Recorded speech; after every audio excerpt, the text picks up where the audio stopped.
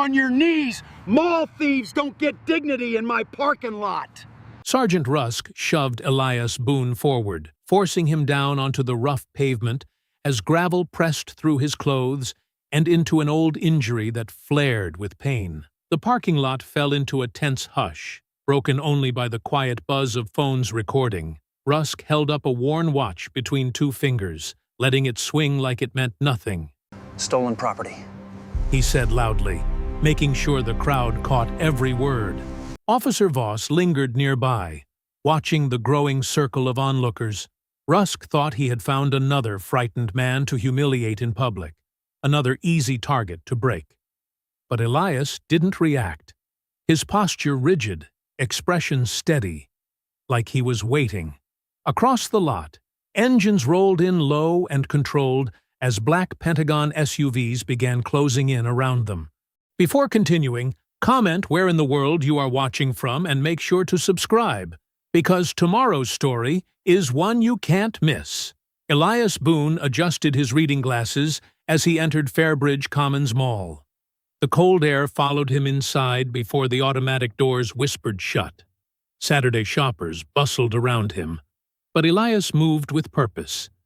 He patted his pocket where the claim ticket rested, the last link to Laya. His sister had been gone 3 months now. The watch repair had been scheduled before her death, and retrieving it felt like completing a final errand for her. The mall smelled of pretzels and floor cleaner. Music hummed from hidden speakers, cheerful in a way that felt forced. Elias spotted the jewelry kiosk near the center court. As he approached, he noticed a security guard shift positions, angling to watch him. The guard spoke quietly into a radio clipped to his shoulder. Strange, Elias thought. He straightened his posture, a habit from his military days, and continued walking. The young woman behind the kiosk counter looked up as he approached. Her name tag read Marissa. When Elias handed her the claim ticket, her eyes widened slightly. "You're here for the Boone watch?" she asked, voice lower than necessary. "Yes. My sister's timepiece." Marissa nodded, glancing around before turning to the locked drawer behind her. She removed a small box and placed it on the counter, sliding it toward Elias. "It's fixed now." The mechanism was just stuck. Her hands trembled slightly. Elias opened the box. Inside lay his father's watch, the one he'd given Leela when Elias joined the Air Force. The engraving on the back caught the light. "Time reveals truth." "Thank you," Elias said. Marissa leaned closer. "Your sister said, if anyone came asking, I should give you the second receipt too." She slipped a folded paper into his palm. Before Elias could ask what she meant, a sharp voice cut through the mall chatter. "Sir, I need you to step aside." Elias turned to find a woman in a tailored suit standing beside a uniformed police officer. Her blazer bore a silver pin that read, "Director Gloria Pike," she said, without offering her hand. "Mall security." Behind her stood 2 police officers.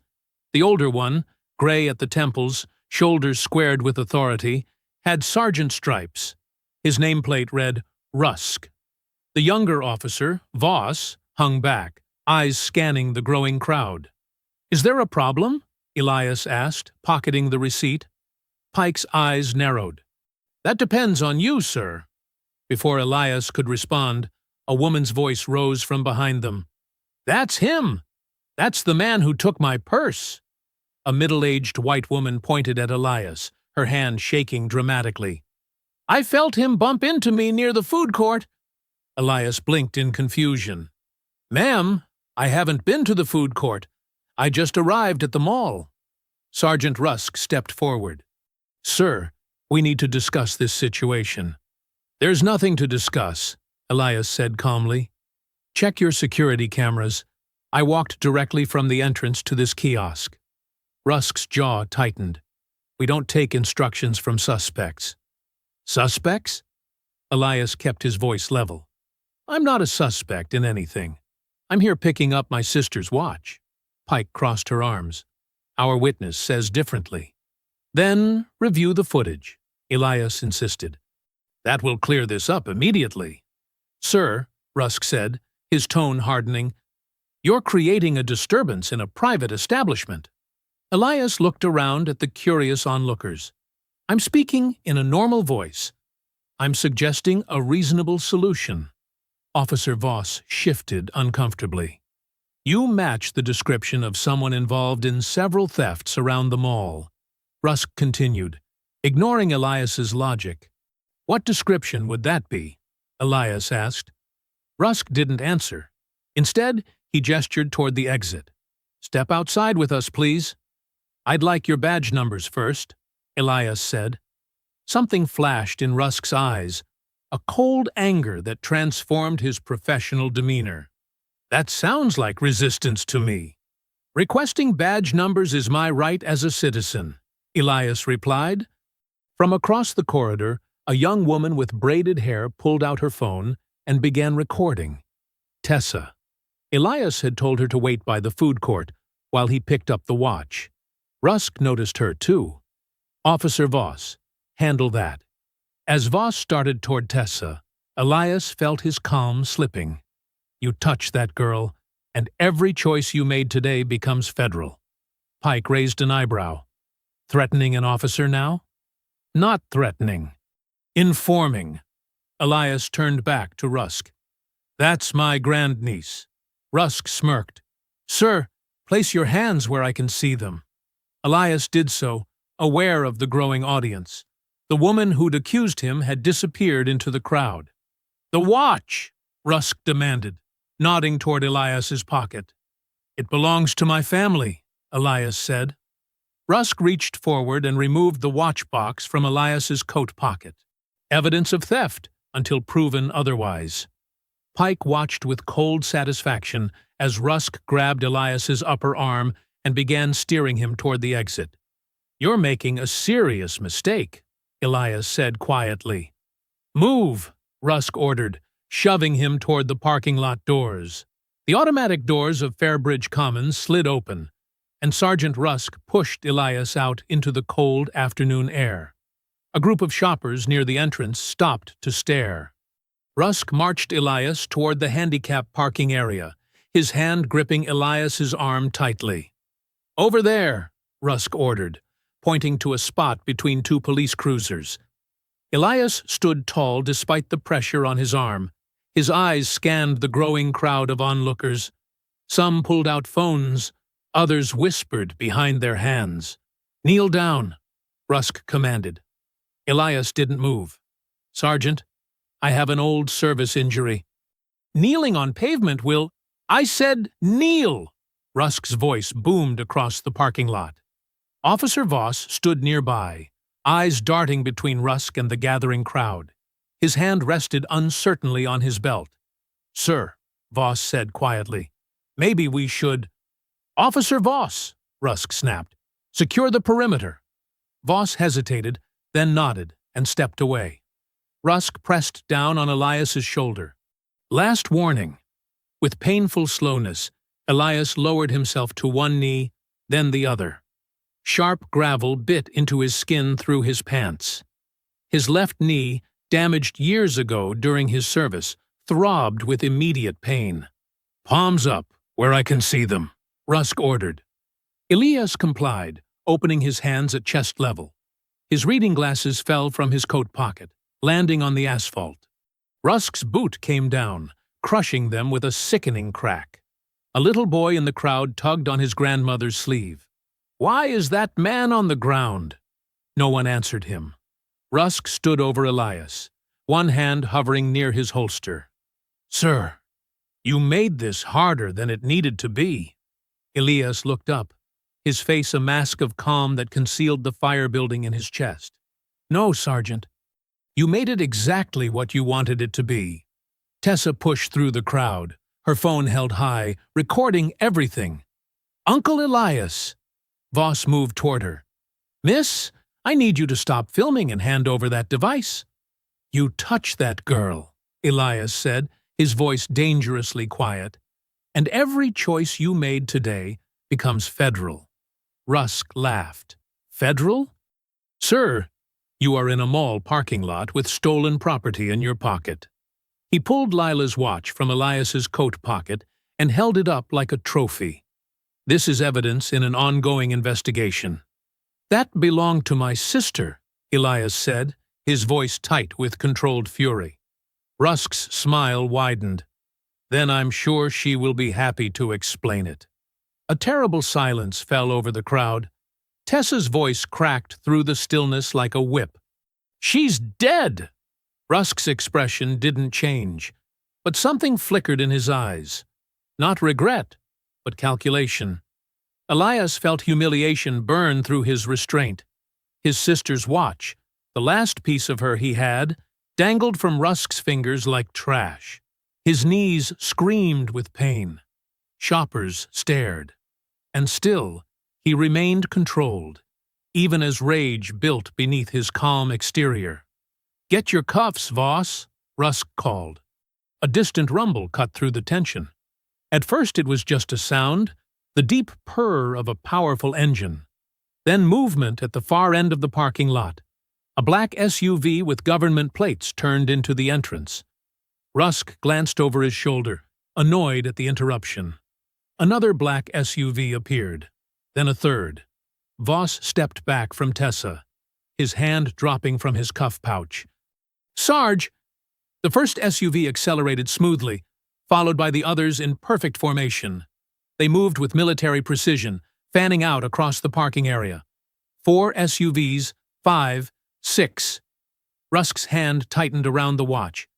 "What is this?" 7, 8, 9.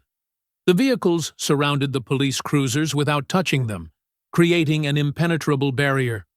Each bore the same unmarked appearance. Government issue with tinted windows. 10 black Pentagon SUVs, positioned like chess pieces in a winning formation. The driver's door of the lead vehicle opened. Then all the doors opened, almost simultaneously. Men and women in dark jackets stepped out. Their movements were synchronized, unhurried but purposeful. On their backs, clear white lettering. Department of Defense. Office of Inspector General. Rusk's face drained of color. The watch in his hand trembled slightly. Elias remained on his knees, but something had changed in his eyes. The humiliation was gone. What remained was steady, certain, and unafraid. A tall woman with steel-gray hair stepped out of the lead SUV. Her posture was military straight, her gaze unwavering as she surveyed the scene. The insignia on her jacket marked her as a high-ranking officer. "Colonel Deborah Haynes, Department of Defense Inspector General's Office," she announced, her voice carrying across the now silent parking lot. She walked directly toward Elias, ignoring Rusk's attempt to intercept her. "Ma'am, this is an active police matter," Rusk said, shifting to block her path. Colonel Haynes looked him up and down with cold assessment. "No, Sergeant.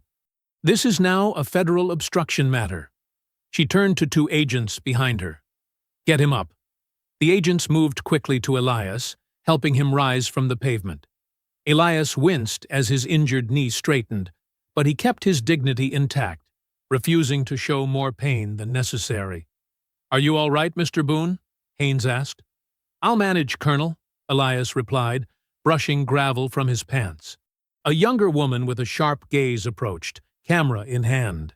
"Federal Attorney Avery Sloan," she introduced herself. "Hold still, please."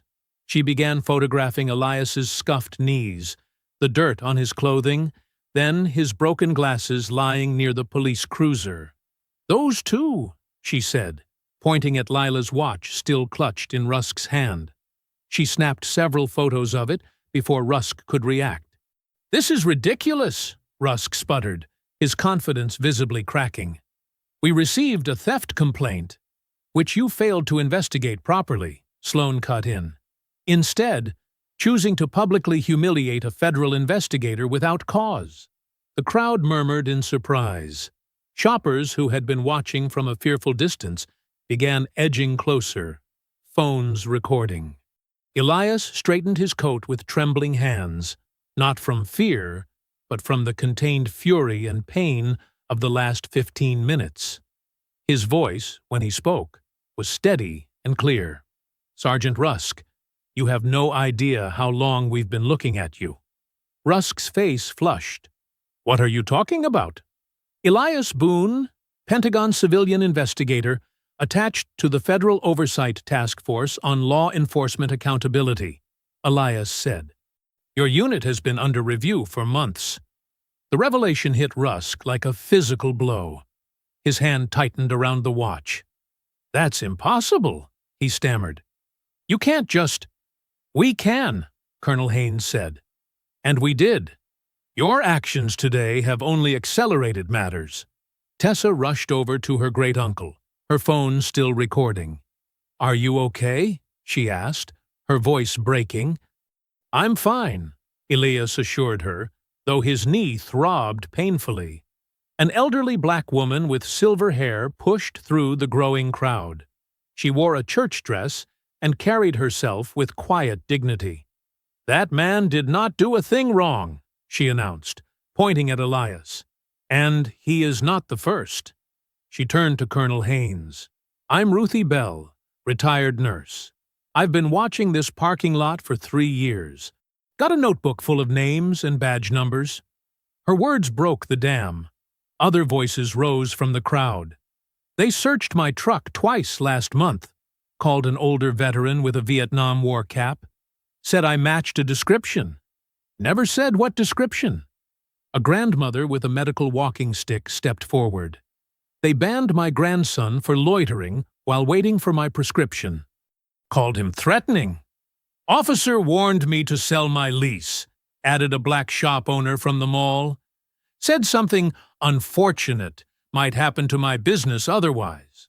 With each new voice, Rusk's face grew darker. The crowd, that had watched in fearful silence minutes earlier, now pressed closer, emboldened by the federal presence. Attorney Sloan stepped directly in front of Rusk, hand outstretched. "The watch, Sergeant." "Now." Rusk hesitated, glancing around for support. Officer Voss had backed away, his expression conflicted. "You can hand it over," Sloan continued, her voice steely.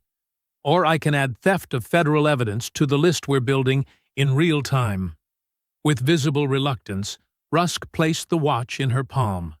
She immediately handed it to Elias, who closed his fingers around it, feeling the familiar weight of his sister's last possession.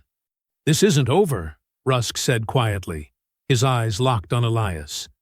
The threat in his gaze was unmistakable. Elias met his stare evenly. "You're right about that, Sergeant. It's just beginning." Colonel Haynes motioned to her team. "Secure the area. I want statements from everyone who witnessed this incident." She turned to Rusk. "You and Officer Voss will remain on site until we've completed our initial assessment." The parking lot had transformed from a place of humiliation to a scene of reckoning. The balance of power had shifted dramatically, but the tension in the air made one thing clear. This confrontation was far from resolved.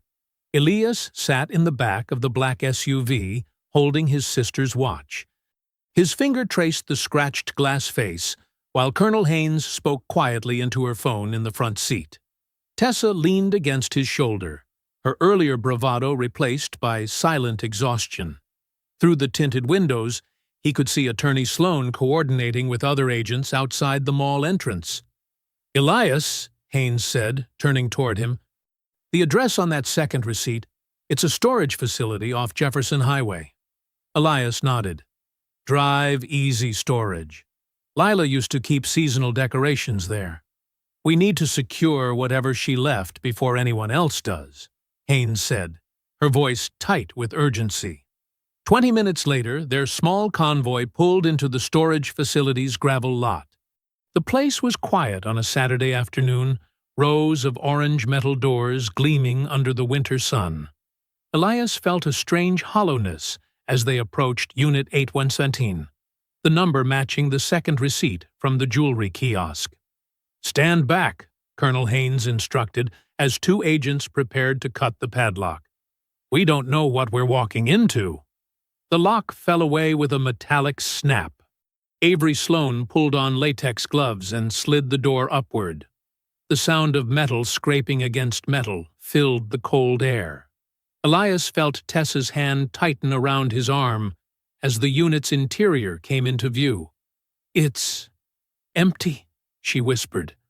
The storage locker contained none of the expected files or evidence. No boxes of documents, no recordings, no flash drives. The concrete floor was swept clean, except for a single manila envelope lying in the center of the floor. "Nobody touch it," Haynes ordered. One of her agents photographed the envelope from multiple angles before Avery carefully picked it up with gloved hands. "It's been opened," she noted, sliding out a single photograph. The image showed Lila Boone standing beside Mayor Nolan Bryce at what appeared to be a redevelopment ceremony. They were cutting a ribbon in front of a construction site. Lila's smile looked forced. The mayor's hand rested on her shoulder in a way that made Elias's jaw tighten. Avery turned the photograph over. On the back, written in Lila's neat handwriting, "If the watch reaches Elias, they already know." A heavy silence fell over the group. "They knew we were coming," Elias said quietly. "Someone removed everything before we got here." "Which means someone knew about the receipt," Haynes added. "And about you retrieving the watch today." "The jewelry clerk," Tessa said suddenly. "She seemed scared." Elias closed his eyes briefly. "They've been watching since Lila died. Maybe before." A sharp electronic ping cut through the tension. Tessa pulled her phone from her pocket, then froze, her face draining of color. "What is it?" Elias asked, moving to her side. She held out the phone. The message on the screen came from an unknown number. "Tell your uncle to leave Fairbridge before your family loses someone else." Colonel Haynes immediately took the phone. "We'll trace this. In the meantime, both of you need protected housing until we understand the full scope of the threat." "I'm not leaving Aunt Lila's house," Tessa said, her voice suddenly fierce. "That's all we have left of her." "Tessa," Elias began. "No," she cut him off. "If we leave, they win. That's what they want. They've already taken Aunt Lila, taken her evidence. I won't let them take her home too." Avery Sloane stepped closer. "We can secure the house, post agents. But Tessa's right. Leaving could compromise the investigation. Whoever sent this message wants Elias gone because he represents a threat." Haynes looked displeased, but nodded. "We'll establish a protective detail, and we need to move faster. This isn't just harassment anymore. It's obstruction of a federal investigation." Elias stared at the empty storage unit, the realization settling over him like a physical weight. The confrontation in the parking lot hadn't been the culmination of anything. It was merely the opening move in a much larger game. Someone powerful enough to remove evidence ahead of a federal team was watching their every step. Someone connected enough to get Elias's private phone number. Someone desperate enough to threaten a 17-year-old girl. "Lila knew," he said finally, his voice low. "She knew they'd come after her evidence if she died. That's why she left the message on the photo." Tessa looked up at her great-uncle, fear and determination mingling in her eyes. "What do we do now?" Elias's hand closed around his sister's watch. "We follow her lead. Lila wouldn't have sent me here if she didn't have a backup plan. She was always 3 steps ahead, even as a child." He turned to Colonel Haynes. "We need to find whoever sent that text. And I need to understand exactly what Lila discovered that got her killed." The cold winter light slanted through the storage unit's open door, illuminating the empty space where answers should have been. Outside, the world continued as normal. Cars passing on the highway, people shopping, families going about their Saturday routines, unaware that in this quiet corner of Fairbridge, a battle line had just been drawn. The porch light flickered as they approached Lila's modest 2-bedroom house. Dead leaves skittered across the walkway. 2 federal agents had already arrived and swept the property, confirming it was clear but showing concern about its vulnerability. Too many ground-floor windows, poor sight lines from the street. "Home, sweet home," Tessa said, her voice hollow as she unlocked the front door. Inside, everything looked normal at first glance. Lila's reading glasses still on the coffee table, mail neatly stacked on the kitchen counter, family photos lining the hallway. But Elias noticed the subtle wrongness immediately. The air felt disturbed, like someone had moved through recently who didn't belong. "Something's off," he said, running his finger along the edge of a drawer left slightly ajar in the living room. Tessa hung her coat on the rack by the door. "The police came after she died. Said they needed to secure the property. I wasn't allowed to watch what they did." Elias moved to the family photos on the wall. 3 generations of Boones smiled back at him, but the frames sat at slightly wrong angles. Someone had removed them, looked behind them, and replaced them carelessly. "They were searching," he said. "Not securing." Colonel Haynes took a call outside while Avery Sloane checked the kitchen, her sharp eyes cataloging details.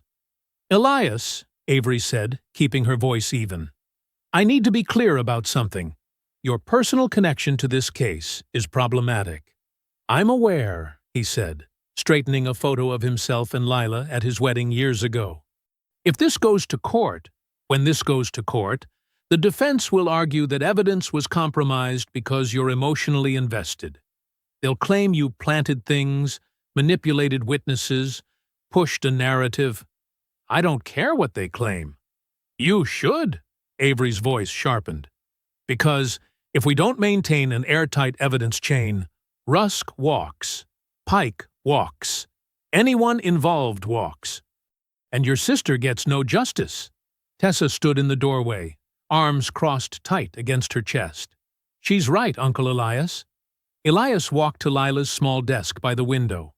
The surface was clear except for a landline phone and a cup of pens. He pulled open the top drawer. Empty. No notebook, no papers. "She kept records of everything," he said. "Always has, since we were kids. There should be a notebook here." He ran his fingers over the desktop, feeling a slight indentation in the wood. Pressure marks from a pen pressing through paper. Lila had written something here before she died. "We need better light," he said. Avery handed him her phone with the flashlight on. Elias held it at an angle across the desk surface, revealing the faint impression of writing. "I can't make it out," he said in frustration. "It's too faint." Tessa disappeared down the hall and returned with a pencil. "Let me try something." She gently rubbed the side of the lead across a piece of paper laid over the indentation, a technique she'd learned in art class. Slowly, letters appeared. Not complete words, just fragments. 817, and what looked like church. 817? Avery asked. "A time? An address? Maybe a Bible verse," Tessa suggested. Aunt Lila went to First Baptist every Sunday.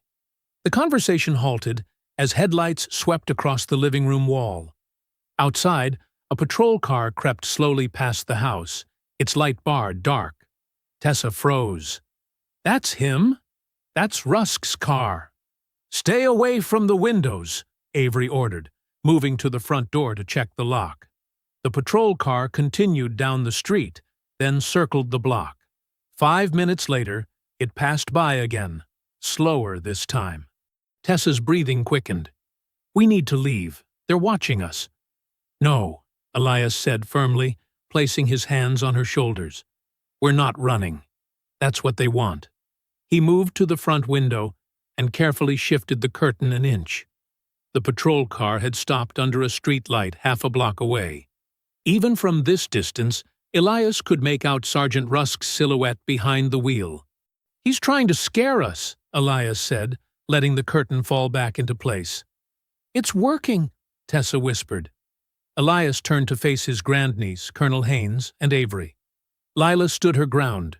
She stayed in Fairbridge when she found something wrong. "We'll do the same." He double-checked the door lock, then moved systematically through the house, securing windows. Through the kitchen blinds, he could still see Rusk's cruiser, a predator waiting in the darkness. Morning light filtered through Lila's kitchen curtains, casting soft shadows across the worn table where Elias sat with a cup of black coffee. Tessa slumped in the chair beside him, dark circles under her eyes betraying her sleepless night. Avery stood by the counter, phone in hand, her sharp gaze fixed on the small television mounted in the corner. Coming up next, the local news anchor announced with practiced concern, tensions at Fairbridge Commons Mall as a Pentagon official is detained during a theft investigation. Elias straightened, his cup pausing halfway to his lips. The screen filled with footage of him already on his knees in the parking lot. The beginning, when Rusk had forced him down despite his protests about his injured knee, was conveniently missing. A disturbance at Fairbridge Commons yesterday led to the brief detention of a federal employee, the reporter explained.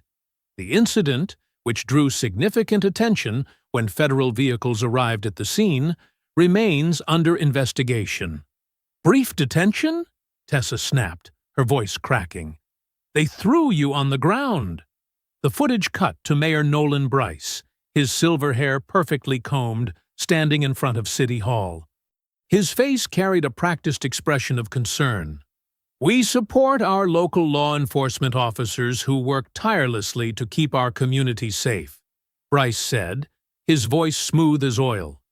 While we welcome all visitors to Fairbridge, we ask that outside agencies respect our local procedures and not interfere with ongoing police matters.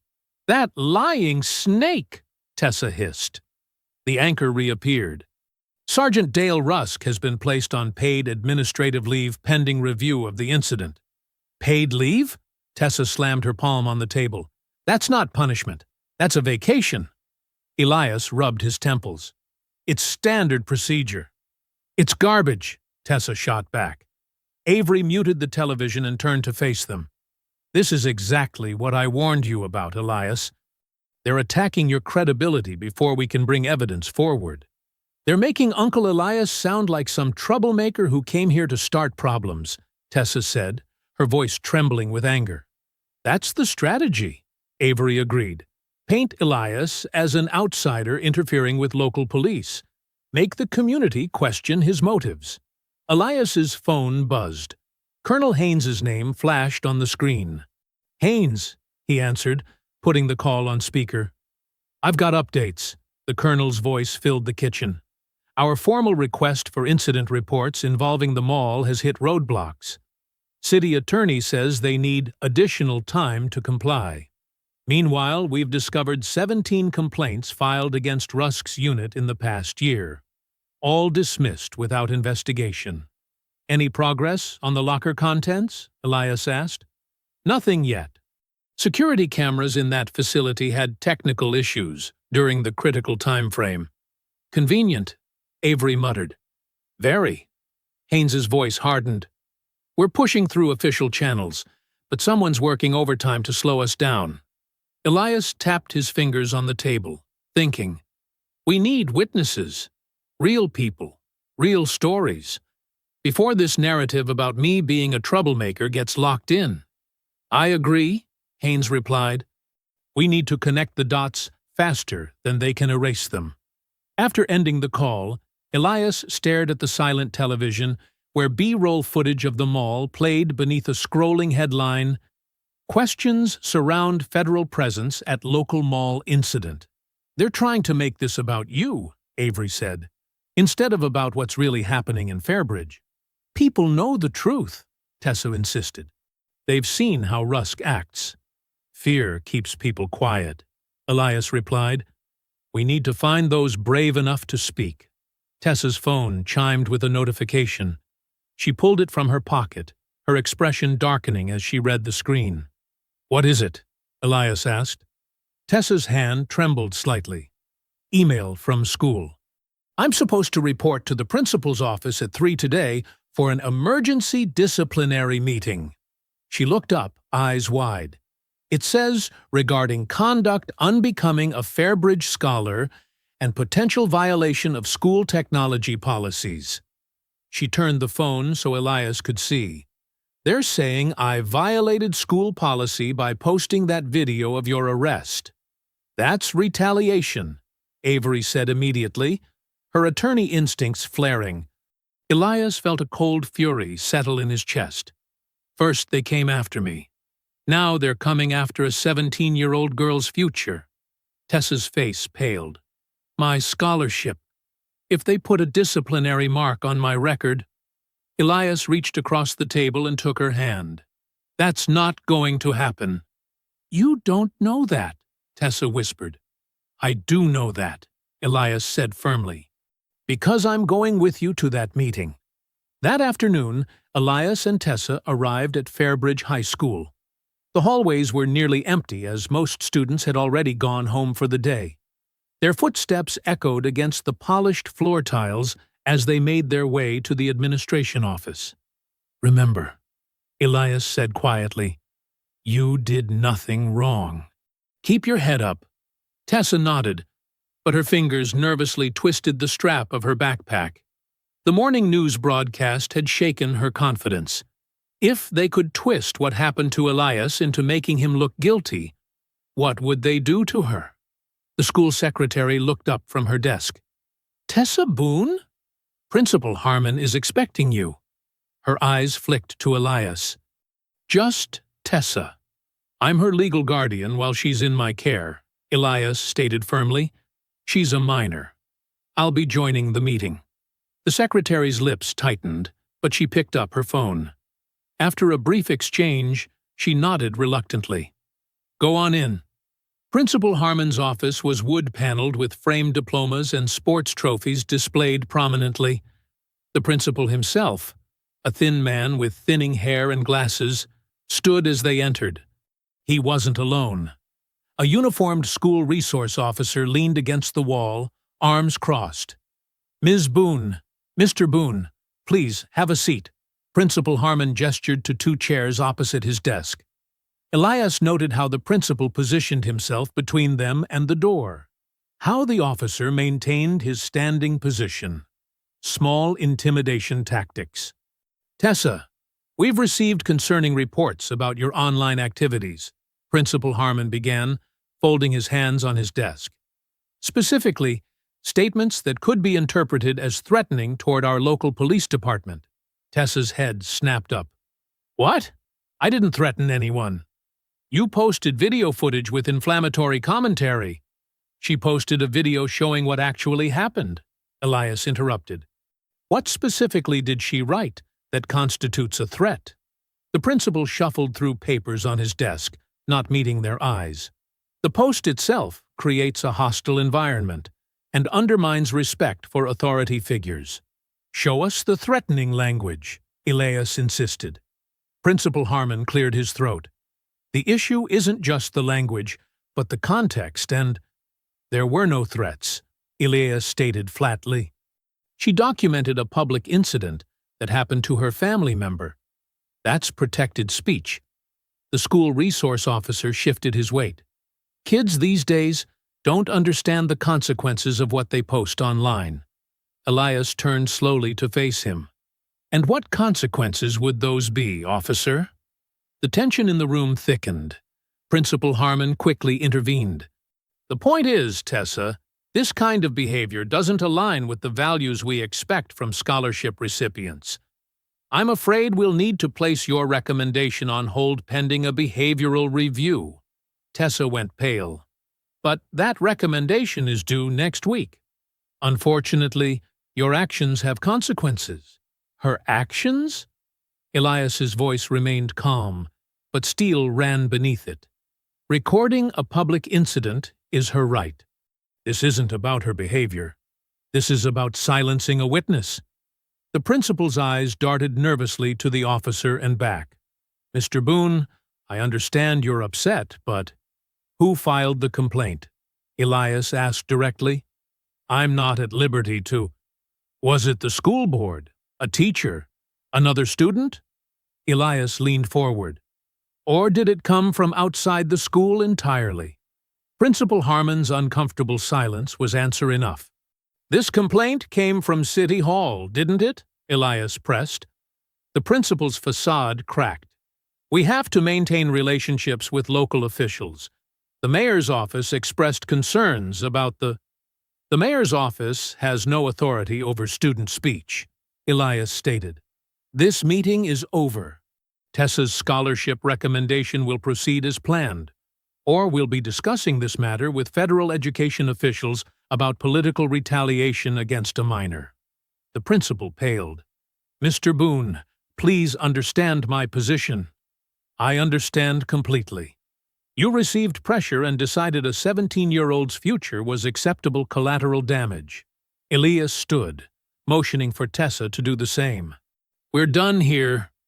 Outside in the parking lot, Tessa's composure finally broke. Her shoulders shook as tears spilled down her cheeks. "They can just do that?" she whispered. "Take everything away with one phone call?" Elias pulled her into a hug, feeling her tears dampen his shoulder. "No, they can't. Not when we fight back. But my scholarship. Your future is not theirs to steal," Elias said firmly. "You earned that scholarship. They don't get to hold it hostage because you told the truth." Tessa pulled back, wiping her eyes. "What if they do it anyway? Then we expose that too." Elias's phone rang. He glanced at the screen. "It's Avery." He answered, putting it on speaker. "We just left the school. They're trying to threaten Tessa's scholarship." "Doesn't surprise me," Avery replied.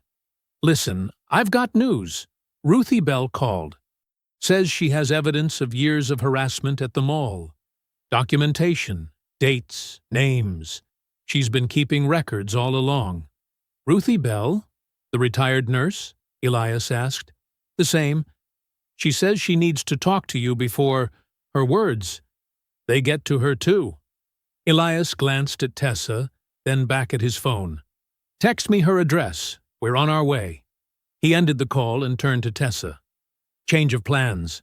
We're going to see Ms. Bell right now." "Now?" Tessa asked, still wiping tears. "Now," Elias confirmed, opening the car door, "before anyone can frighten her into silence." The late afternoon sun cast long shadows across Ruthie Bell's front yard as Elias, Tessa, and Avery approached her modest home. The small blue house sat 2 streets behind the church, its porch adorned with potted plants and a gently swinging bench. Elias knocked firmly on the door. "Coming! Coming!" called a voice from inside. The door opened to reveal Ruthie Bell, a dignified black woman in her 70s, wearing a floral blouse and pressed slacks despite being at home. Her silver hair was pulled back neatly, and her eyes were sharp behind reading glasses. "Mr. Boone," she said, nodding respectfully. About time someone listened. She ushered them in quickly, checking the street before closing the door. The living room was modest but immaculate. Family photos lined the walls, and a Bible sat open on a small reading table. Ruthie directed them to sit on her floral-patterned sofa. "Can I get you anything? Tea? Water?" she asked. "We're fine, Ms. Bell," Elias said. "Avery told me you have information about the mall." Ruthie nodded, her expression hardening. "More than information. Evidence!" She walked to a bookshelf and removed a thick spiral notebook hidden between photo albums. 3 years of their foolishness. Right here. She handed the notebook to Elias. Inside were meticulous handwritten entries, organized by date, with names, times, badge numbers, and descriptions of incidents. My Harold, God rest him, was a postal worker for 40 years, Ruthie explained, sitting in her armchair. He always said, when people lie for a living, write things down. So that's what I did. Elias flipped through the pages. This is extraordinary, Ms. Bell. Call me Ruthie. Everyone does. The notebook documented dozens of incidents. Seniors questioned for loitering while waiting for prescriptions. A disabled veteran searched twice in 1 week. black teenagers banned for sitting too long in the food court, an elderly man in a wheelchair accused of blocking an entrance, etc. Each entry included the officers involved. Rusk's name appeared repeatedly, along with Voss, Mall Security Chief Gloria Pike, and several guards identified by badge numbers. "You've been documenting all this by yourself?" Avery asked, examining a page. "Someone had to," Ruthie said simply. "Nobody was listening." Tessa leaned forward. "Did my aunt know about this notebook?" Ruthie's eyes softened. "Lila?" "Yes, child. She came to see me 2 days before we lost her." Her voice cracked slightly. "That's what I needed to tell you." Elias looked up. "What did she say?" "She was worried, more than usual." Ruthie adjusted her glasses. "Said she'd found something in those redevelopment papers she was organizing. Said, they are not just harassing people, they're making money from it." I asked her what that meant, but she wouldn't say more. Just that she needed time to make copies. "Making money?" Elias repeated. "From harassment?" That's what troubled her so. It wasn't just prejudice, though Lord knows that's part of it. It was about dollars and cents, too. Ruthie sighed deeply. "I should have made her tell me more." Before Elias could respond, the front window exploded. Glass sprayed across the room as a brick crashed onto Ruthie's carpet. Tessa screamed, ducking behind the sofa. "Get down!" Elias shouted, lunging toward Ruthie. He shielded her with his body, pulling her to the floor as glass fragments rained around them. Avery was already on her phone. "Colonel Haynes, we need a team at Ruthie Bell's house, now!" She crawled toward the brick, using her jacket to pick it up. A note was tied to it with twine. "What does it say?" Ruthie demanded, still sheltered by Elias's arm. Avery's face darkened as she read, "Old women should forget things." Tessa's eyes went wide. "They were listening to us? Or they've been watching the house," Elias said, helping Ruthie to her feet. "Are you hurt?" "Just my pride," Ruthie said, brushing glass from her clothes. "And my window." She straightened her shoulders. "They think they can scare an old woman? After what they did to Lila? We should get you to a safe location," Avery said. "Colonel Haynes can arrange protection." "I'm not hiding," Ruthie declared, her voice firm despite a slight tremor in her hands. "Lila died because nobody listened soon enough. I won't disappear when the truth finally has a chance." Elias pulled out his phone and began photographing the brick, the note, and the shattered window. "The glass pattern suggests it was thrown from the street," he noted, examining the spray pattern. "Broad daylight. Multiple witnesses possible." "They're getting desperate," Avery observed. Elias nodded, his expression grim. "To threaten an elderly witness in daylight? Yes, they're desperate. And that makes them more dangerous." He turned to Ruthie, who stood amid the glass of her broken window, clutching her notebook to her chest. Despite everything, she looked defiant rather than afraid. "We need to copy this notebook," Elias said. "Multiple copies. Different locations." "Already done," Ruthie replied with a small, fierce smile. "I may be old, Mr. Boone, but I'm not foolish. Lila taught me that much." The basement of Fairbridge First Baptist Church smelled of old hymnals and coffee. Fluorescent lights buzzed overhead as Elias, Tessa, Avery, and Ruthie gathered around 3 folding tables pushed together.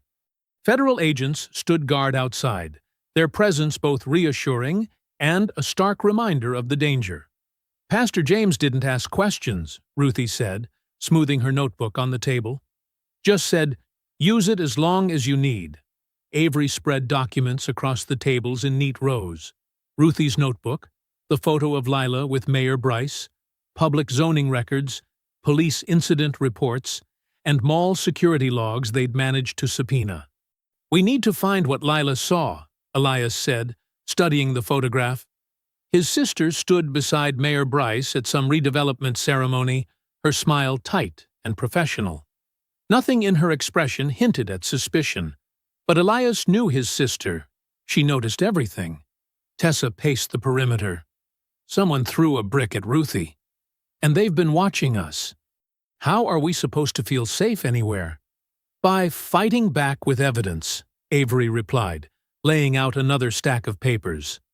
The truth doesn't disappear when threatened. It just needs protection until it can be heard. Ruthie flipped through her notebook, pointing to entries. Here, April 12th. Mr. Washington banned from mall for loitering. He was waiting for his granddaughter. May 3rd, the Thompson sisters accused of shoplifting. Nothing found, but police made them empty purses in public. June 8th, Mr. Diaz's food truck permit revoked after customer complaints. No customers ever complained. Avery connected these entries to official records. Each incident has a corresponding police report, all filed by Rusk's unit. Elias studied the city zoning maps beside the incident reports. These aren't random. Look at the addresses. He traced a pattern around the mall. They form a corridor. The Clean Corridor Initiative, Avery said, pulling out a glossy brochure. Mayor Bryce's signature project. The brochure showed smiling families in front of renovated storefronts. The subtitle read, Revitalizing Fairbridge Through Safety and Economic Growth. This isn't revitalization, Ruthie said bitterly. It's removal. Elias laid incident reports in chronological order, creating a timeline. Pike identifies targets. Rusk creates incidents. The reports justify declaring areas high crime or economically distressed. Then property values drop. Avery continued. Homes get bought cheap. Businesses sell under pressure. Tessa picked up a report. All these people are either black, elderly, veterans, or small business owners who can't afford lawyers. They prey on people without power, Ruthie said. Then call it progress. Elias found Lila's signature on copied complaint forms. My sister was building a case. By herself. Pride mingled with grief as he traced her handwriting. She wasn't just a records clerk, Avery noted. She was collecting evidence. Ruthie nodded. That's why she told me they were making money. The harassment itself was profitable. For developers, Elias said, examining property records.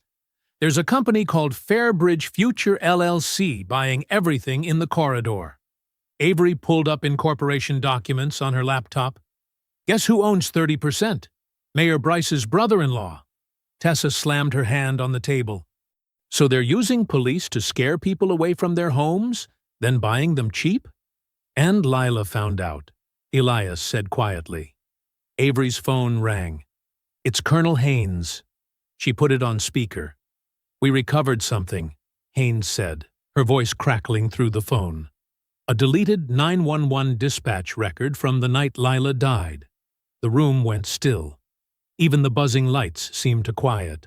The call came from Lila's house at 9:42 p.m., Haynes continued. She reported someone trying to enter through her back door. Did they send officers? Avery asked. Yes, one unit responded. Officer Caleb Voss. Elias's hands tightened into fists. Voss. The same officer from the mall. There's more, Haynes said. The medical examiner's report lists time of death between 10:15 and 10:45 p.m. Voss reported arriving at 10:05 and finding no disturbance. He was there when she died, Elias whispered. The original dispatch record was deleted from city systems, Haynes said. We only found it in state backups. The implications hung heavy in the church basement. Lila called for help. Voss responded. She died. I need to speak with Officer Voss, Elias said, his voice controlled despite the rage building inside him. We're trying to locate him, Haynes replied. He didn't report for duty today. He's running, Avery muttered. Or they're hiding him, Ruthie added. Elias stared at the photo of Lila one more time, his sister's warning echoing in his mind. If the watch reaches Elias, They already know. She'd known the risks. She'd tried to protect herself. And the officer who came when she called for help was part of Rusk's unit.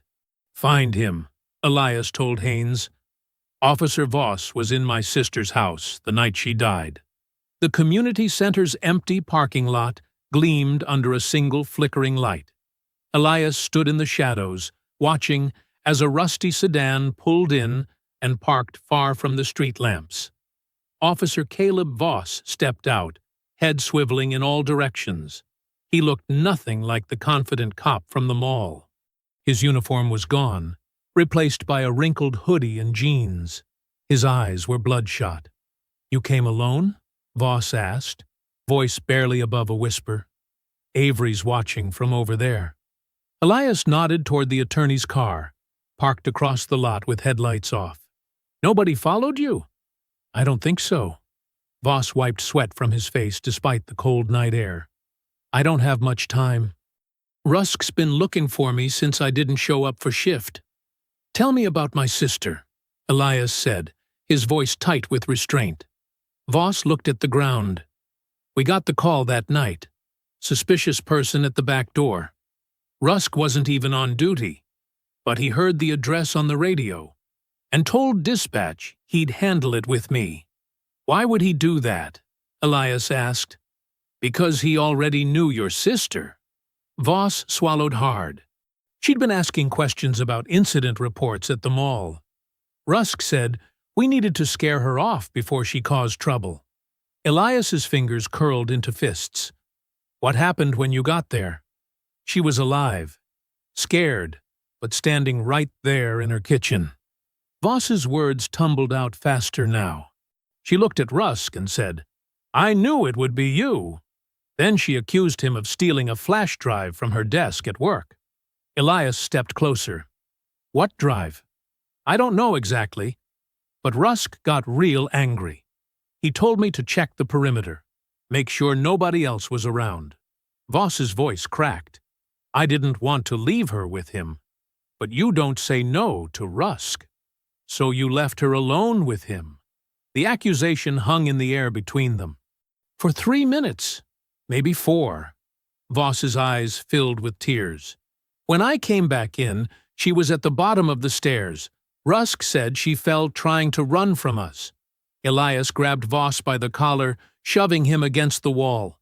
Rage boiled through him like molten lead. "You let him kill my sister." "I didn't know he would hurt her," Voss gasped.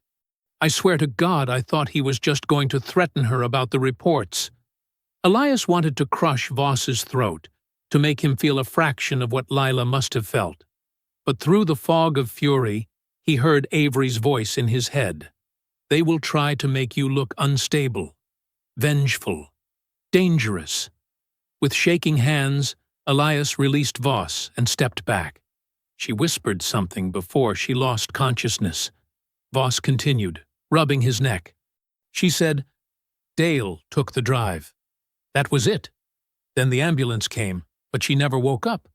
And you said nothing," Elias spat. "You let them call it an accident. Rusk told me I'd go down as an accomplice if I talked."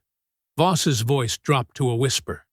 "He's got dirt on everyone, but I can't live with it anymore. I'll testify about what happened. I promise." Distant headlights swept across the parking lot entrance. Voss flinched like a spooked animal. "That's Rusk's cruiser," he hissed. "He must have followed me." Before Elias could stop him, Voss bolted toward the trees behind the community center. The approaching car slowed, its spotlight sweeping the area. "Get down!" Avery called softly from nearby.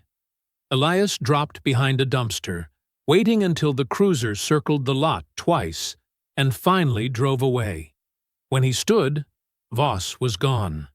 "Did you get enough?" Avery asked, approaching with her phone in hand. "You recorded it?" She nodded. "Every word." Elias drove straight to Lila's house, his mind racing. The watch, the second receipt, the empty storage locker. Lila had been planning multiple backup systems. In the kitchen, he examined the repaired watch under the lamp. The backplate looked ordinary, but when he pressed the edge, it clicked open to reveal a tiny compartment. Inside was a micro SD card no larger than his fingernail. She knew they'd look for obvious storage, Elias said, as Avery connected the card to her laptop. The card contained audio files. The first played Gloria Pike's voice clearly. "We do not need real arrests. We need numbers." In another, Mayor Bryce said, "By summer, the corridor needs to look too troubled to save." "This is it," Avery said, eyes widening. Partial evidence, but enough to start formal proceedings. For the first time in days, hope flickered in Elias's chest. Lila got them after all. "I'll prepare an emergency filing first thing tomorrow." Avery downloaded copies to her secure server. This links Pike and Bryce directly to the harassment campaign. Half an hour later, Elias was driving home with the micro SD card secure in his pocket. The weight of grief lightened slightly with each mile. Lila hadn't died in vain. Her evidence would bring down the people who hurt her. Red and blue lights flashed in his rearview mirror. A state police cruiser signaled for him to pull over. Elias complied, keeping his hands visible on the wheel. The officer approached cautiously. "Step out of the vehicle, sir." "What's the problem, officer?" Elias asked. Anonymous tip about a suspicious vehicle matching this description. The officer opened the car door. "I need to search the vehicle." "I don't consent to a search," Elias said firmly. The officer smiled thinly. "Sir, please step out now." 2 more officers appeared. They guided Elias to the patrol car while the first officer searched his vehicle.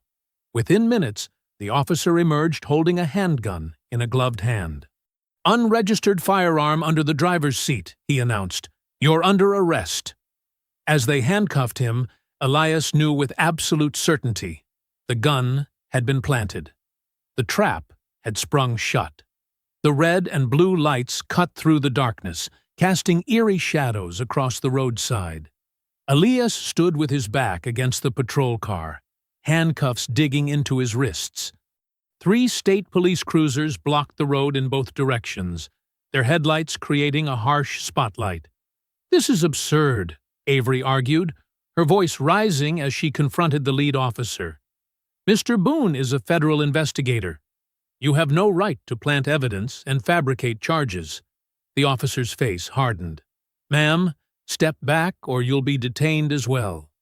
We've recovered an unregistered firearm with filed-off serial numbers under the driver's seat of a vehicle that's been parked in public places all day," Avery shot back. Convenient timing. A second officer approached, holding an evidence bag containing the gun. "Just got word from dispatch. Ballistics match a shooting outside the West Side Community Center 2 months ago. 1 victim, still in rehab." Elias felt his stomach drop. Not just any gun, a weapon linked to a local crime. The setup was more elaborate than he'd imagined. "This is a deliberate frame," Elias said, keeping his voice steady despite the rage building inside him. "I've never owned a gun like that. Never touched it." The lead officer smirked. "That's what they all say." Avery pulled out her phone. "I'm calling Colonel Haynes. This is obstruction of a federal investigation. Call whoever you want. Your Pentagon friend is going to lockup tonight." As they loaded Elias into the back of a patrol car, his mind raced through possibilities. Rusk, Pike, Bryce. Someone had orchestrated this perfectly. The timing was too precise to be coincidence. Right after they'd found evidence, right after Voss had admitted what happened to Lila. By morning, the damage was done. News vans parked outside the station where Elias spent the night before Avery arranged his release on bond. Headlines scrolled across TV screens in the station lobby. Pentagon official under investigation for weapons charge. Colonel Haynes met them outside, her face grim. "They're already using this to discredit everything we've found." "I didn't touch that gun," Elias said. "I know." Haynes handed him a folder. "But perception matters. Mayor Bryce is demanding we withdraw compromised personnel." Avery checked her phone. The judge just delayed our emergency filing. She's citing concerns about evidence integrity. Haynes looked at Elias with regret. I have to remove you from active participation, not because I believe this garbage, but because I need to protect the case. The words stung, but Elias understood the strategy. They're trying to make this about me instead of what happened to Lila and everyone else they hurt. Back at Ruthie's house, they found the front door ajar. Inside, drawers hung open, cushions slashed. Ruthie stood in her living room, shaking. They took it, she whispered. My notebook. All those years of notes. Gone. Elias helped her to a chair. When did this happen? During church this morning. I was only gone an hour. Tears filled her eyes. They're erasing us, aren't they? Erasing what we saw. When they tried to contact Voss, his phone was disconnected. His apartment stood empty. Clothes gone, drawers emptied. He ran, Avery said. Or they made him run. By afternoon, Tessa received an official email. Her scholarship was suspended pending review of her disciplinary status. Her future held hostage by people with power and no conscience. That evening, Elias sat alone at Lila's kitchen table, the weight of the day crushing down on him. The micro SD card evidence felt insufficient now, their word against a system that had already labeled him a criminal. He held Lila's watch, turning it over in his hands. Something caught his eye. The watch had stopped at 8:17, not broken, deliberately set. Elias remembered Layla always had Bible verses for everything. 8:17 wasn't a time. For there is nothing hidden that will not be disclosed, Elias whispered, recalling the verse from Luke 8:17 that Lila had quoted so often. He stared at the watch. Lila hadn't just left the micro SD card. She'd left a message, a final clue. The verse wasn't random. It was a direction. Elias sat up straight. Leela had been devoted to Fairbridge First Baptist for 40 years. She'd taught Sunday school, sung in the choir, and served on every committee. The church, he said aloud, suddenly understanding. Leela wouldn't have trusted just one hiding place, not when she knew what was at stake. He looked at the watch again, 8:17, a verse about hidden things becoming known. Lila had left something else, something hidden in the last place they would look, the church where she'd spent every Sunday of her life. The morning light filtered through the stained glass windows of Fairbridge First Baptist Church, casting colorful patterns on the worn wooden pews. Elias, Tessa, and Avery stepped carefully through the quiet sanctuary, while Ruthie's voice carried from the pastor's office down the hall. Pastor Williams, I've been thinking about updating our prayer circle contact list, Ruthie said loudly enough for the others to hear. And I wanted to talk about that community garden idea for the East Lot. Tessa tugged at Elias's sleeve. The display cases are in the history room, she whispered, pointing toward a doorway near the choir stands.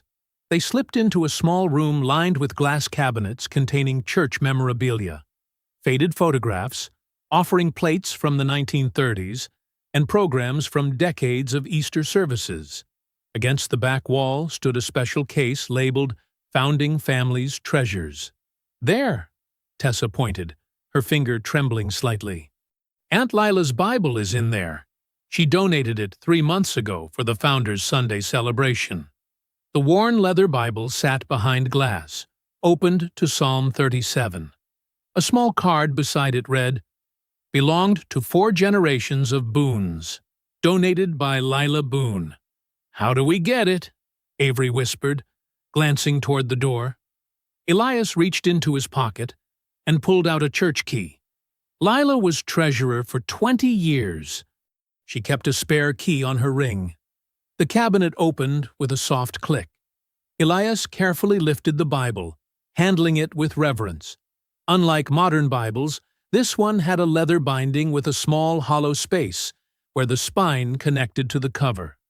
Elias gently probed the binding and felt something small and hard. She hid it where anyone looking for evidence would never search, he said, working his fingers carefully along the spine.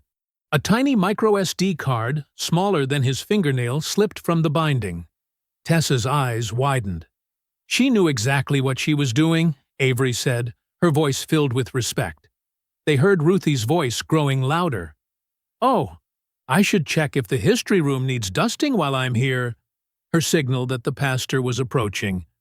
They quickly replaced the Bible, locked the cabinet, and pretended to be admiring the church's historical photographs when Pastor Williams and Ruthie entered. "Brother Elias, I didn't know you were here," the pastor said, extending his hand. "I'm so sorry about all the trouble you've been having." "Just showing my niece some family history," Elias replied smoothly.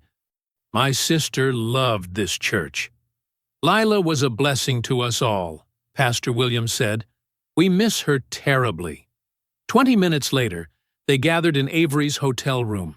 The attorney plugged the micro-SD card into her secured laptop as they crowded around the screen.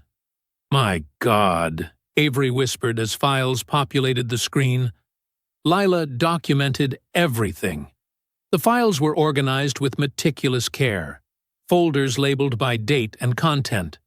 There were complete recordings of clean corridor meetings where Pike, Rusk, and Mayor Bryce openly discussed fabricating incidents to drive down property values. Photos showed Rusk accepting envelopes from developers' representatives in parking lots. A copied dispatch log from the night of Lila's death showed the 911 call and response that had been deleted from official records. Most damning was a video from Lila's porch camera showing Rusk entering her house alone, then leaving 30 minutes later, glancing nervously over his shoulder. There was also audio from inside Lila's home. Apparently, she'd been recording when Rusk arrived. His voice was clear. "Nobody will believe an old woman with a grudge. Stop asking questions about the mall stops or things might get worse than a warning."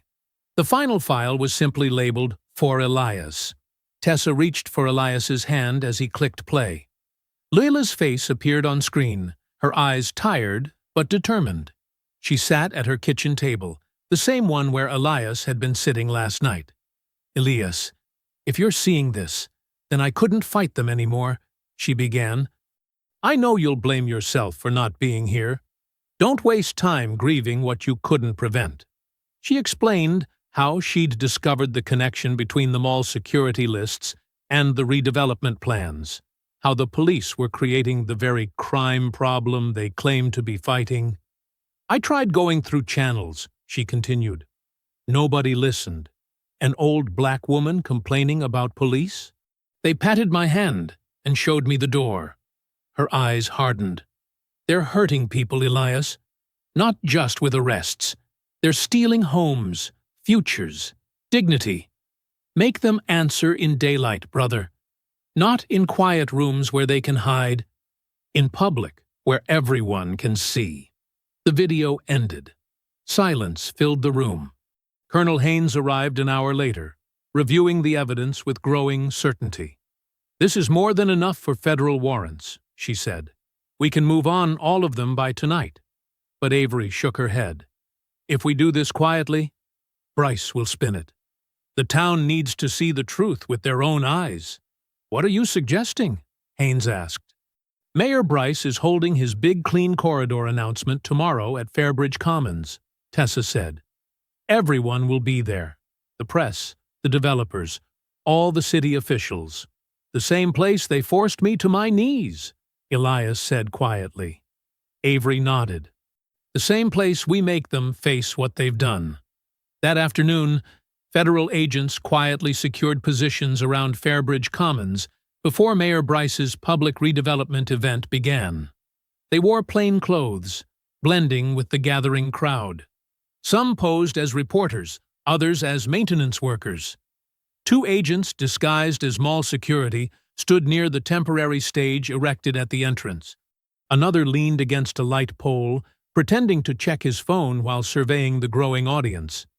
Avery Sloan positioned herself near the sound booth, speaking quietly with the technician. The young man nodded, recognizing his grandmother's friend Ruthie in the description Avery provided. Colonel Haynes remained in her vehicle, coordinating the operation through an earpiece while reviewing the final warrants on her tablet. The parking lot transformed into a public forum. Rows of folding chairs faced the stage, where a Clean Corridor Initiative banner flapped in the cold breeze. The same spot, where Elias had knelt on rough pavement, was now covered by a red carpet leading to the podium. Store owners and employees gathered near the mall entrance, some curious, others concerned about what another redevelopment phase might mean for their businesses. Mayor Nolan Bryce arrived in a black town car, waving to the crowd with practiced charm. He wore an expensive overcoat and a campaign-ready smile, shaking hands as he made his way toward the stage. Gloria Pike stood at the edge of the gathering, her sharp eyes scanning for problems, unaware that the real threat came from the evidence, not protesters.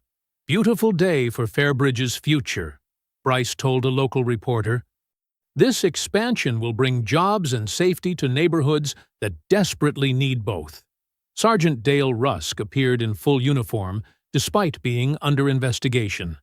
He stationed himself near the stage, chest puffed with authority. The paid leave had lasted less than 48 hours, just long enough for the news cycle to move on. He nodded to several officers positioned throughout the crowd, his confidence restored now that Elias had been publicly discredited. Tessa arrived with 2 federal agents who kept a respectful distance.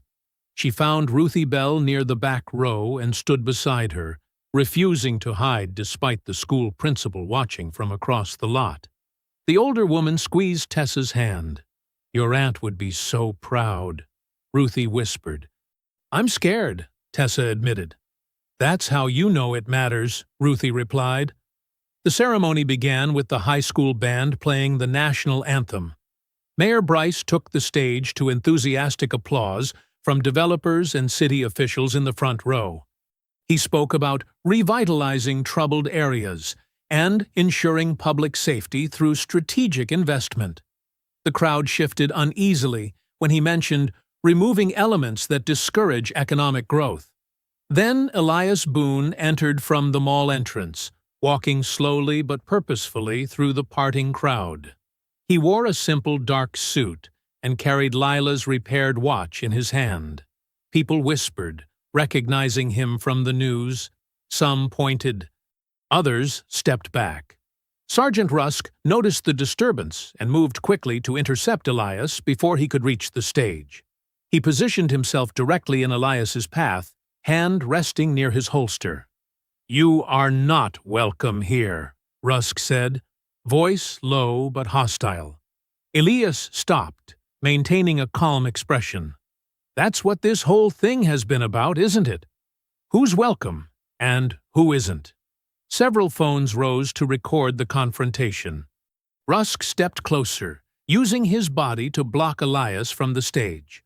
"You should have stayed on your knees," Rusk sneered, loud enough for nearby attendees to hear. The crowd gasped. A reporter turned her microphone toward them. Mayor Bryce paused mid-sentence, noticing the disturbance. Elias didn't raise his voice or show anger. Instead, he replied clearly, ensuring everyone nearby could hear, "You put me on my knees because you thought humiliation was power. But power is not making a man kneel. Power is what he stands up with." Cameras clicked. People moved closer. Tessa's hand tightened around Ruthie's. "You're trespassing," Rusk said, reaching for Elias's wrist. "You're under arrest for violating—" Before he could finish, Colonel Deborah Haynes stepped from the crowd, her federal identification held high. "Department of Defense Inspector General," Haynes announced, her voice cutting through the murmurs. "Step back, Sergeant Rusk." Rusk hesitated, his fingers still gripping Elias's wrist. 2 federal agents moved into position behind him. "I said step back," Haynes repeated, her tone leaving no room for argument. Rusk released Elias, but didn't retreat. "This man has no business disrupting a public event. While attention focused on Haynes and Rusk, Avery Sloane moved swiftly through the crowd toward the stage. She climbed the steps confidently, her federal credentials visible on a lanyard. Mayor Bryce was mid-sentence when he noticed her approach. "Excuse me," he said into the microphone, forcing a smile. "This portion of the program isn't quite—" Avery reached for the microphone. "Federal Attorney Avery Sloane, I need to address this gathering immediately." Bryce's face hardened. He gestured to a technician at the soundboard. "Cut the mic." The young man behind the equipment glanced up, then looked past Bryce toward the crowd. His eyes found Ruthie Bell, who gave him a small, firm nod. The technician's grandmother had been one of Ruthie's closest friends for 30 years. "Sorry, sir," he said, not sounding sorry at all. "Systems locked in." Avery took the microphone from Bryce's hand. "Citizens of Fairbridge, I'm here on behalf of the Department of Defense Inspector General's office. What you're about to hear was recorded during meetings about your community's future." She held up a small device and pressed play. The speakers crackled. Then Gloria Pike's voice filled the parking lot. "We do not need real arrests. We need numbers. Every incident report builds the case for redevelopment." Pike froze near the security entrance, her face draining of color. Avery pressed another button. Mayor Bryce's voice emerged next. "By summer, the corridor needs to look too troubled to save. The acquisition team can't move until the property values drop another 15%. The crowd stirred, confusion turning to shock as they recognized their mayor's voice. Bryce lunged for Avery, but a federal agent blocked his path. The final recording was the most damning. Sergeant Rusk's voice, cold and threatening. "Nobody will believe an old woman with a grudge. The drive disappears, you forget what you saw, and maybe you don't have an accident on those stairs." A woman gasped. Someone shouted, "That's Lila's house!" The crowd's shock transformed into fury as the truth dawned on them. Ruthie Bell stepped forward, her voice carrying despite her age. "We tried to tell you. For 3 years, we tried to tell you what was happening." Other seniors and veterans moved forward too, forming a line beside her. "They banned my grandson for waiting for my prescriptions," called an elderly woman. "Searched my truck 4 times in 2 months," added a gray-haired veteran with a cane. "Told me my lease wouldn't be renewed unless I sold it back cheap," said a black business owner. During the commotion, a police cruiser pulled up, and Officer Caleb Voss emerged, flanked by federal protection. He looked terrified, but determined as he approached the gathering. "Officer Voss has provided sworn testimony," Haynes announced. "Tell them what you told us, officer." Voss stepped forward, voice shaking. "Sergeant Rusk ordered me to falsify reports targeting specific residents. And I was with him at Lila Boone's house the night she died. He sent me outside to check the perimeter. When I came back in, she was at the bottom of the stairs." The crowd's angry murmur grew louder. "This morning," Haynes continued, "federal agents executed a search warrant on a storage unit registered to Sergeant Rusk under a false name. Inside, we found confiscated phones, cash envelopes, illegal weapons, Ruthie Bell's stolen notebook, and the original drive removed from Lila Boone's evidence locker." She pointed toward a woman trying to slip away through the crowd. "And that woman, who accused Mr. Boone of theft at the mall, is on Sergeant Rusk's payroll. She's filed false complaints against 7 other citizens targeted by the Clean Corridor Plan." The woman stopped, trapped by the crowd's attention. Rusk's face contorted with rage as he realized his entire operation was exposed. With nowhere to run and nothing left to lose, he lunged toward Elias with a roar of fury. "You ruined everything!" he shouted. But he never reached his target. 3 federal agents tackled him to the pavement. The crowd watched in stunned silence as the handcuffs clicked around Rusk's wrists, in the exact spot where he had forced Elias to kneel days before. Gloria Pike shoved past a technician, her heels clicking frantically as she headed for the back of the stage. Mayor Bryce was already there, his practiced smile replaced by naked panic as he yanked open the door to his waiting town car. "Drive!" he snapped at his assistant, but the car wouldn't start. When Bryce looked up, Avery Sloan stood blocking his escape, flanked by federal agents. "Mayor Nolan Bryce," she said, her voice carrying to the crowd, "you're under arrest for conspiracy against civil rights, obstruction of justice, evidence tampering, and public corruption." Pike tried to slip around the stage, but two agents intercepted her. "Gloria Pike, you're under arrest for the same charges, plus falsifying security reports and conspiracy to commit fraud." News cameras swiveled from Rusk on the ground to the mayor in handcuffs. The redevelopment executives huddled near their presentation boards, looking for exits, but agents were already handing them warrants for their records and devices. "This is outrageous," Bryce sputtered, as cameras zoomed in. "I've served this town for 20 years. "Yes," Elias said, stepping forward. "And now you'll answer for how you served it." Fairbridge Police Chief Warren appeared, ashen-faced, as Colonel Haynes approached him with a federal notice. "Your department is now under federal review," she announced. "These officers are suspended immediately pending investigation." She handed him a list of names. Several officers removed their badges on the spot, surrendering them to federal agents. Tessa watched wide-eyed beside Ruthie, who squeezed the girl's hand. "Your aunt did this," Ruthie whispered. "She made them answer in daylight, just like she wanted." The aftermath unfolded over weeks, each day bringing new revelations and consequences. The hearings began immediately. Evidence from Lila's hidden cards exposed not just harassment, but a systematic effort to manufacture crime statistics. Records showed Rusk's unit had issued over 300 false trespass notices in 2 years, targeting black seniors, disabled veterans, and working families living near the mall. Within days, the Clean Corridor redevelopment deal collapsed. Investors withdrew, unwilling to be associated with what newspapers now called the Fairbridge conspiracy. Property owners who had been pressured to sell were given options to repurchase their land or receive fair market compensation. Every trespass order issued by Rusk's unit was voided. Families banned from the mall for loitering or suspicious behavior received formal apologies and compensation packages. The mall's new management publicly committed to rebuilding trust with the community.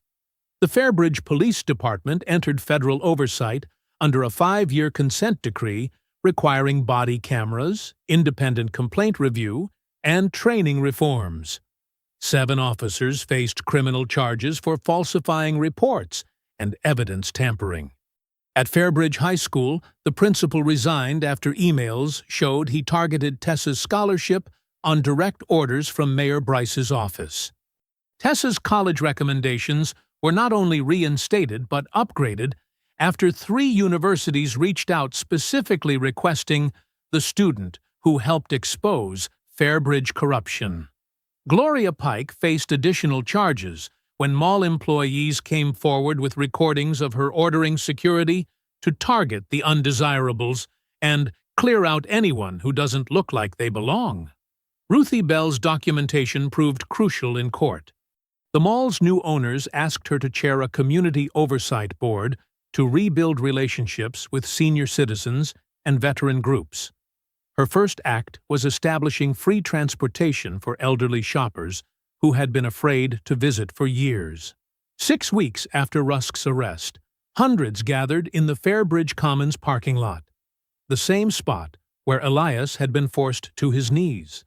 But today, they assembled for a dedication. A modest brick building adjacent to the mall, previously a vacant shop, had been renovated and bore a new sign: the Lila Boone Justice Center, providing legal aid for seniors and veterans. Elias stood at the podium, no longer kneeling, no longer silenced. The Pentagon had granted him extended leave to help establish the center. "My sister believed that truth matters more than power," he told the crowd. "She knew that sometimes justice doesn't arrive on its own. Sometimes we must stand together and demand it in daylight." Colonel Haynes sat in the front row beside Avery, who had been appointed special prosecutor for the ongoing cases. Behind them sat dozens of community members whose stories now formed part of the federal record. People who had been harassed, threatened, and pushed aside, but never broken. After the speeches, Tessa approached Elias with a small box. "The jeweler finished it," she said, opening the box to reveal Lila's watch, fully repaired. "He said the mechanism was fine. It just needed cleaning and winding." Elias took the watch. It was running now, the hands pointing to 8:17. He smiled through tears. She set it deliberately to that time. It's from her favorite Bible verse, "For there is nothing hidden that will not be disclosed," Tessa quoted softly. Elias fastened the watch around his wrist and looked up at the Justice Center bearing his sister's name. He stood exactly where he had once knelt in humiliation. But now the ground beneath his feet felt different, consecrated by truth finally told in full daylight. "She was right," Elias said, his voice steady despite his emotion. "Nothing hidden stayed hidden." If you enjoyed the story, leave a like to support my channel and subscribe so that you do not miss out on the next one. On the screen, I have picked 2 special stories just for you. Have a wonderful day.